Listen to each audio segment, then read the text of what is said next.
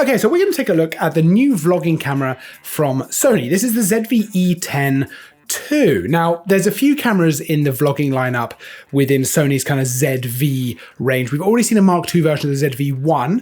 So we've seen the ZV-1 Mark II, but now we've got the ZV-E10 Mark II. And actually the ZV-E10 I did really quite like. It was an interchangeable lens camera, APS-C sensor, and those things are certainly true here as well. Interchangeable lens, which I think just makes it a little bit more usable for a little bit longer, right? It doesn't feel so immediately necessary to upgrade if you start really getting into it. And while you've definitely got an APS-C sensor in here, it is a new sensor compared to the ZV-E10.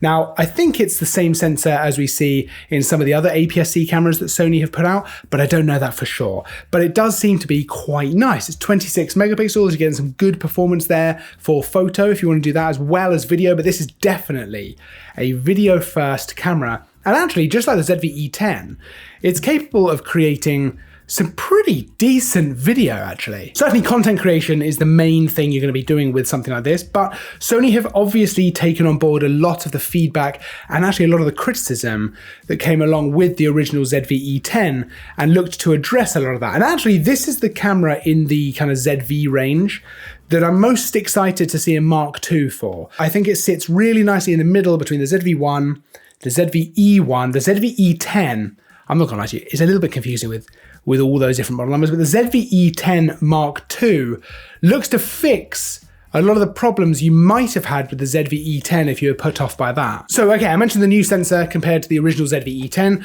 We've also got a much faster processor in here as well. And both of those things mean it's just a bit snappier, a bit quicker, but it means that you're getting much faster readouts. So things like way less rolling shutter, which is gonna be way less of a problem compared to the original ZV-E10, which I know was a little bit of an issue there. And considering this is absolutely a video first camera, much better video performance. So for example, we've now got 4K 60 frames a second in the camera, which is great because we didn't see that on the original ZV-E10. And loads of ways to shoot as well. So you could shoot 4K, 422, 10-bit, right? If you want to do all of your kind of coloring, editing in post, you could absolutely shoot that way. You're gonna get loads of information, loads of data. You can have loads of room for coloring, which is fantastic. Or you could do a lot of it in camera. So you can use LUTs in camera, things like S-Cinetone. You can actually load LUTs into the camera as well. And you can use Sony's looks and moods, which we've seen before, but it's a nice way of kind of giving your footage a bit of a style,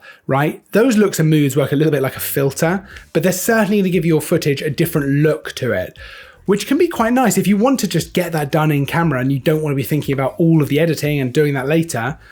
It's a nice option that you've got those two different ways of doing it, in camera or all in the edit, which is great because I think it gives you ultimate flexibility for how you want to approach it. Importantly as well, the 4K 60 frames a second, which is new to the ZV-E10 Mark II, only has a 1.1 times crop. So while there is a crop, it's nothing crazy, and it certainly doesn't it doesn't cause you loads of issues with the way you want to shoot. And probably if you're shooting 60 frames a second or 50 frames a second to get a little bit of slow motion in there, or just to get a faster kind of feel to your motion, the shot being nice and wide might not matter as much. So I'm thinking of, for example, talking head shots like this. You realistically are probably not going to shoot 50 or 60 frames a second. You're probably going to shoot 24, 25, maybe 30, where you don't have to deal with that crop. But even with the crop, don't get me wrong, it would be great if there was no crop.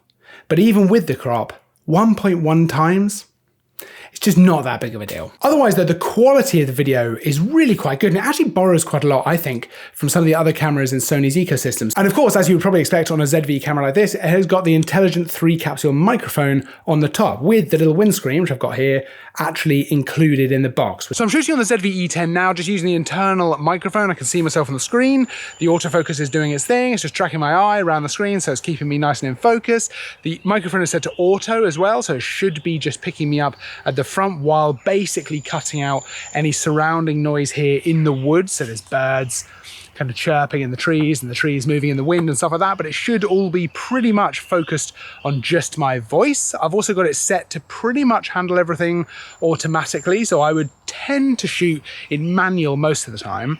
But do you know what? I just wanted to see, what is this camera going to be like shooting basically completely in auto? How usable is that kind of footage? I'm shooting 4K, 10-bit, 422, so loads of room to grade later if I want to change up the look of this footage, but I can also shoot in S-Cinetone. So let's have a look at some of the footage that this camera can actually produce using some of the different looks, moods, and of course S-Cinetone, which I think is going to be one of the more useful ways to shoot if you want that kind of cinematic feel to your footage. So you can set that now to be front-facing, rear-facing, all-encompassing, or just leave it on auto and the camera will work out where the audio source is coming from and make sure the microphone is picking that up specifically. We also see a big jump in the autofocus performance here as well. So loads more autofocus points, 759, which is a huge increase over the ZV-E10 Mark I. It really goes without saying, I think the autofocus on this is very fast and very accurate. I never had a single issue.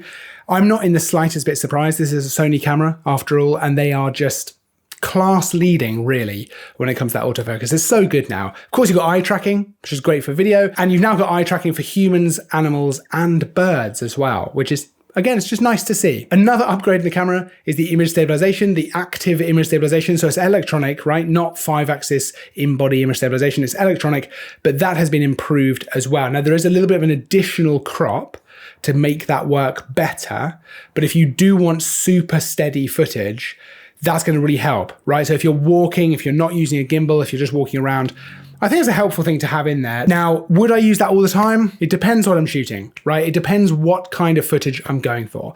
But I think it's a useful tool to have available to you. Combine that with a bit of slow motion, you can get some really interesting handheld smooth shots. There's actually quite a few quality of life upgrades as well, which really make quite a massive difference when you're using the camera, especially if you're using it quite a lot. So things like, if you tilt the camera 90 degrees, if you're filming like this, but you want to film like this, the whole UI is going to actually switch around so that it actually makes sense when you're looking at the screen like that, which makes a big difference when you're actually filming. And this is the kind of camera that you might film for Instagram, TikTok, something like that. Probably for me, the biggest quality of life upgrade though, is that it now takes the Z battery instead of the much smaller battery, which was, if we're honest, not as good in terms of battery life. So that means you're getting much better performance out of this. And even though it's taking that bigger battery, somehow it's still a tiny bit lighter. I think it's something like 4 grams lighter, so it's nothing crazy. But that's pretty impressive that you've got a bigger, heavier battery in here,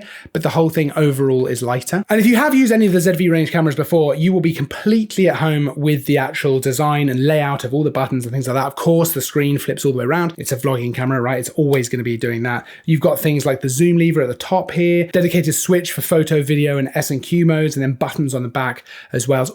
It's all exactly where you'd expect. Everything works really well. It's super easy to use. And then connections on the side, you've now got USB-C, which you love to see because that's so much easier. Everything works on USB-C, right? Better for power, better for data transfer.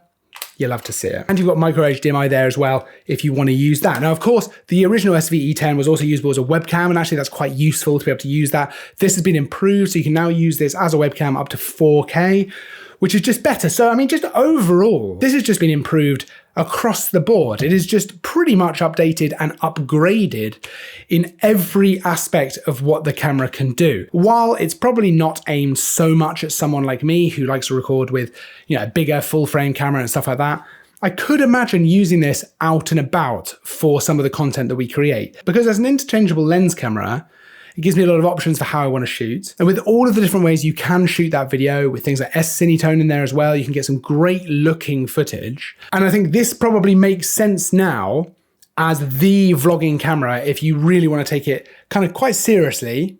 You want a camera that's going to last for a while in terms of not needing to be upgraded quite so fast. Because I've always felt that about the ZV-1 and even the ZV-1 Mark II. They're nice content creatory kind of cameras. But if you get into it and you like using the camera, you're probably going to feel that need to upgrade a little bit sooner than you're going to feel with this. I think this is going to last you a lot longer. And actually, this would also then work if you do then get another camera, maybe a full frame down the line. This still works as a nice backup or a second camera as well. You can check out the full spec, all the fun stuff, the pricing, everything you want to know by checking out the link down in the description. Of course, we've got a blog as well where you can go read about all of the fun stuff about this camera. Otherwise, don't forget to like and subscribe because there's new stuff all the time. I will see you in the next video, but until then, as always, thanks for watching.